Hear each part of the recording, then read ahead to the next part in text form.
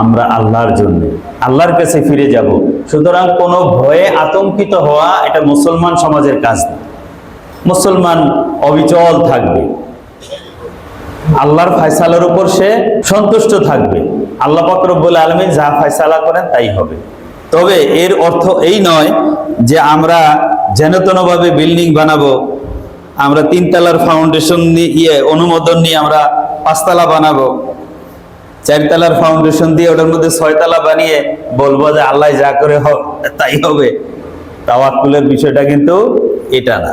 ইসলামে তাওয়াক্কুলের সংজ্ঞা হলো কর্ম সম্পাদনের পরে ফলাফলের জন্য আল্লাহর উপর ভরসা করা। হাত গুটিয়ে বসে থেকে আল্লাহই খাওয়াবে। আপনি বিল্ডিং 3 তলার ফাউন্ডেশন দিয়ে ভাড়া পাওয়া যায়, লাভ পাওয়া যায়, এই জন্য আরো 2 তলা বাড়িয়ে দিলেন, 3 তলা বাড়িয়ে দিলেন, বিল্ডিং কোড মানলেন না। আর যদি ভূমিকম্পের ঝাঁকুনিতে ভেঙে যায় যে আল্লাহ যা করে সব ভালো করে, এটা কিন্তু তাওয়াক্কুলের পরিচয় না। হুজুর সাল্লাল্লাহু আলাইহি ওয়াসাল্লামকে সাহাবায়ে কেরাম জিজ্ঞেস করছেন, ইয়া রাসূলুল্লাহ, আমরা তাওয়াক্কুল কিভাবে করব? ওট কি ছেড়ে দিব যে না আল্লাহ হেফাজত করবে? আকিদুহা আও উতলিকুহা, ওট রশি বাঁধবো নাকি রশি ছেড়ে দিয়ে তাওয়াক্কুল করব?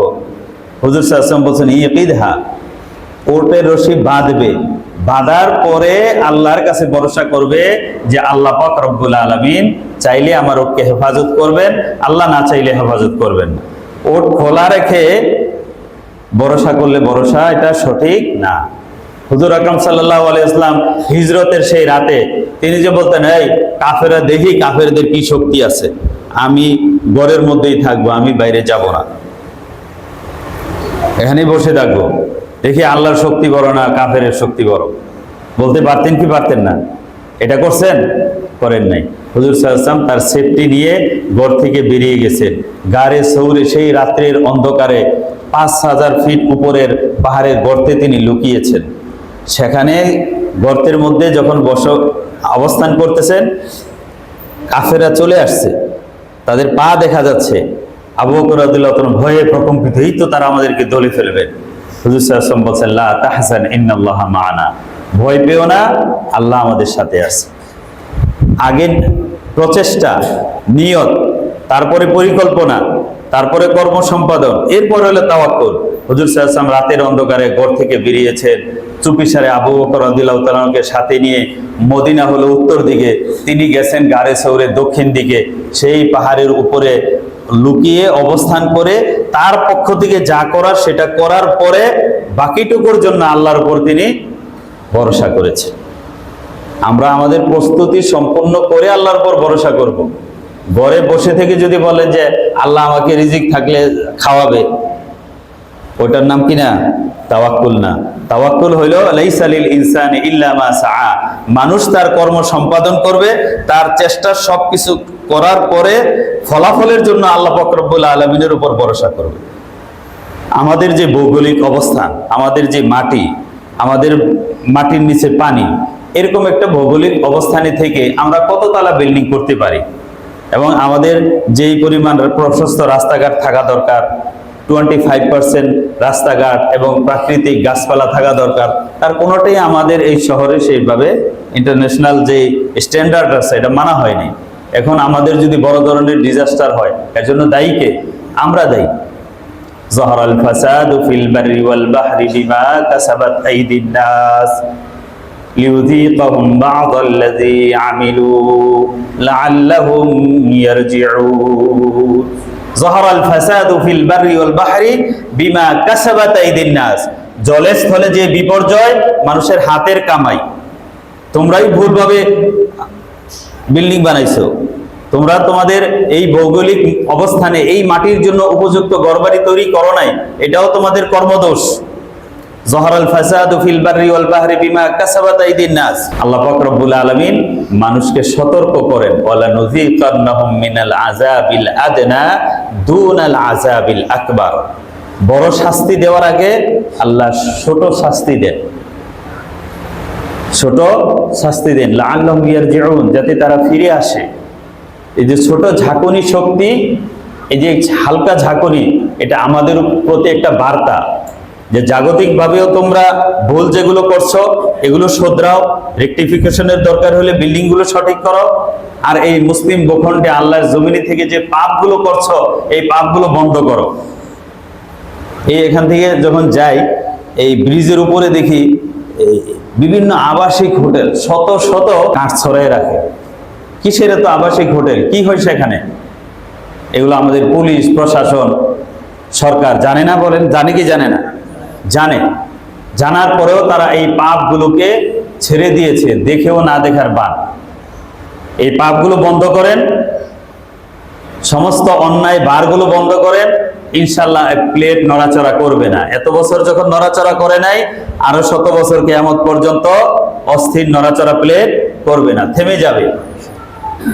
উহুদ পাহাড় একবার নড়তেছিল, হুজুর সাল্লাল্লাহু আলাইহি ওয়াসাল্লাম মাটির উপরে লাঠি দিয়ে বলতেছেন, এই উহুদ পাহাড় তুমি কেন নড়াচড়া করছো? জানো না তোমার উপর নবী, সিদ্দিক, শহীদের অবস্থান করছে, কেন তুমি কম্পন করছো? থেমে যাও। থেমে গেছে। ওমর ইবনুল খাত্তাব রাদিয়াল্লাহু তাআলা আনহুর জামানায় একবার ভূমিকম্প হচ্ছিল, তিনি মাটির মধ্যে লাঠি দিয়ে বলছেন, এই মাটি তুমি থেমে যাও, কেন তুমি কম্পন করছো? যেখানে আল্লাহর নবীর সাহাবেরা জীবিত আছে। সেই মিশরের নদী প্রবাহিত হয় না। মিশরের শাসক আমর ইবনে আস রাদিয়াল্লাহু তাআলা আনহু চিঠি লিখছেন যে এখানে নিয়ম হইল এরা নদী শুকিয়ে যায় আর এরা রাতের অন্ধকারে একটা যুবতী কন্যা সাজিয়ে নিয়ে ওখানে দেয়, এরপরে ওখানে পানি আসে। এখন এটা তো ইসলাম বিরোধী নিয়ম, আমি কি করব? এখন এটা যদি না করি, যদি পানি না আসে মানুষের ফসল হবে না, কি করতে পারি? ওমর রাদিয়াল্লাহু তাআলা আনহু একটা চিঠি লিখছেন, বলছেন কোন মেয়েকে সেখানে বলি দিতে হবে না, এই চিঠিটা তুমি সেই রাতে নদীতে ফেলে দিও, এরপরে ফলাফল দেখো কি হয়, আমাকে জানাইবে। ওমর রাদিয়াল্লাহু তাআলা চিঠি লিখছেন, হে নদী তুমি যদি আল্লাহর সৃষ্টি হয়ে থাকো, আল্লাহর হুকুমে যদি প্রবাহিত হয়ে থাকো, নদী তুমি প্রবাহিত হয়ে যাও। মিশরের নীল নদ প্রবাহিত হয়েছে সেই ওমর রাদিয়াল্লাহু তাআলার চিঠিতে, আজও প্রবাহমান আছে। বলেন সুবহানাল্লাহ। এই পৃথিবী কার? আল্লাহ। কার হুকুমে প্রবাহিত হয়? আল্লাহর হুকুমে নদী প্রবাহিত হয়। বাতাস প্রবাহিত হয় কার হুকুমে? আল্লাহর হুকুমে। এই জমি স্থির আছে কার হুকুমে? আল্লাহর হুকুমে। ওয়াজআলনাল জিবালা আওতাদা, জমিন নড়াচড়া করতেছিল, আল্লাহ বলেন আমি জমিনের মধ্যে পাহাড়গুলোকে পেরেক স্বরূপ গেড়ে দিয়েছি, জমি স্থির হয়ে গিয়েছে। আল্লাহর জমিনের মধ্যে যদি আল্লাহর হুকুম পালন হয়, নাফরমানি না হয়, ওই জমিন ভূমিকম্পে ধসে ধ্বংস হবে না। ধ্বংস হওয়ার একমাত্র কারণ, প্রধান কারণ পাপ, আল্লাহর নাফরমানি। এগুলো বন্ধ করেন, এগুলো বন্ধ করেন। রাষ্ট্রীয়ভাবে, সরকারিভাবে কোনো ব্যবস্থা, ওই ফায়ার সার্ভিসকে বড় বড় যন্ত্রপাতি কিনে দিয়ে থামাতে পারবেন না। পাপ বন্ধ করে দেন, এই জমি শান্ত হয়ে যাবে। এটা আমরা কসম করে গ্যারান্টি দিতে পারবো, জমিন শান্ত হয়ে যাবে। কিন্তু পাপ যদি বাড়িয়ে যান, কোনো ব্যবস্থা দিয়ে এই প্রাকৃতিক দুর্যোগ, আল্লাহর শাস্তি থেকে বাঁচা যাবে না, রোধ করা যাবে না। যাহারাল ফাসাদু ফিল বাররি ওয়াল বাহরি বিমা কাসাবাত আইদিন নাস। সবকিছু আল্লাহর হুকুম মতো আমরা যদি চলি, যদি বিপর্যয় হয়, তখন কিন্তু মুমিন কাফের সবাই মরে, কিন্তু আল্লাহর নেককার বান্দাদেরকে আল্লাহ পাক রব্বুল আলামিন শাহাদাতের মৃত্যু দিয়ে এই ক্ষতির বদলা, ক্ষতিপূরণ দিয়ে দেন। বলেন সুবহানাল্লাহ। কুল ইন্না সলাতি ওয়া নুসুকি ওয়া মাহইয়ায়া ওয়া মামাতি লিল্লাহি রাব্বিল আলামিন। জীবন মৃত্যু সব আল্লাহর জন্য, মরলেও আমরা আল্লাহর, বাঁচলেও বাঁচবো আল্লাহর জন্য। ভয় এবং আতঙ্ক নয়, সতর্কতা এবং নিজেকে সংশোধরানো, এটাই হলো কাজ। আল্লাহ পাক আমাদের তৌফিক দান করেন, বলেন আমিন। আপনার